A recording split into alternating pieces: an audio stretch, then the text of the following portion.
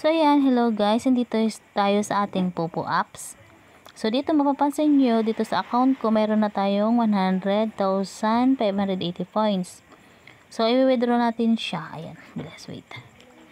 I-withdraw natin siya. So pag na-withdraw natin siya, change to peso, magiging siyang 500 pesos.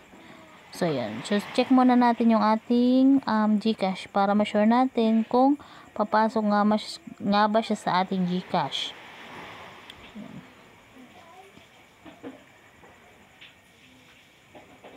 So ayan, i-post ko muna para hindi nyo makita yung pin. So ayan, na-open natin siya. So ngayon dito sa ating GCash account, mayroon tayong 8,338.11. So pag na-withdraw natin yung sa Popo, kailangan mag-add siya ng 500 pesos kasi yung 100 points doon is 500 pesos siya. Pag change ko siya sa pesos, yun. Sa peso yun. So kailangan maging 8,838 siya. So try natin siyang i-withdraw na. Kailangan 'di ba madagdagan 'yan? Madagdagan niya ng 500. So yan. Balik tayo sa ating Popo. So ayan, i-withdraw natin 'to, pindutin dito.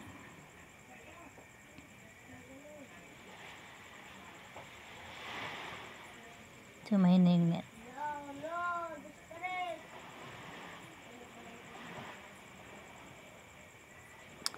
So asa na yung ating points.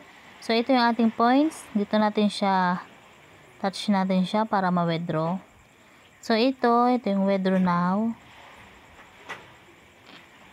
So dito nakalagay na yung ating GCash number.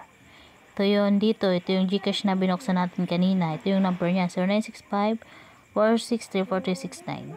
So withdraw now. So ayan.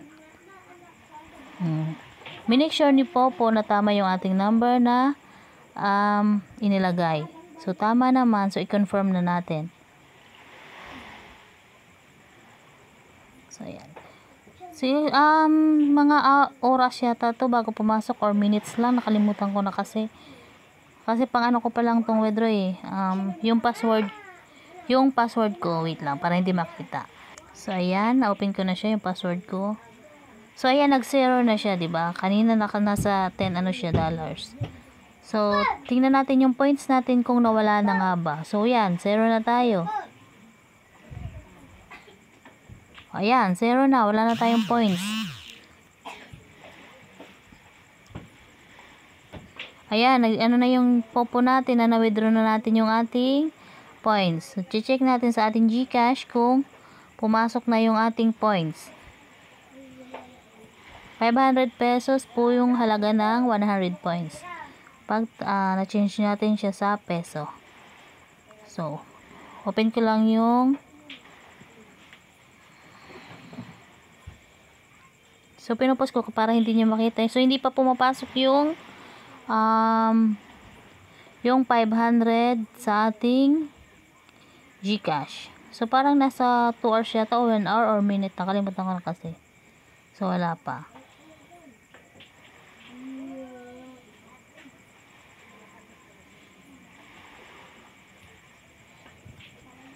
So, hindi pa siya pumapasok.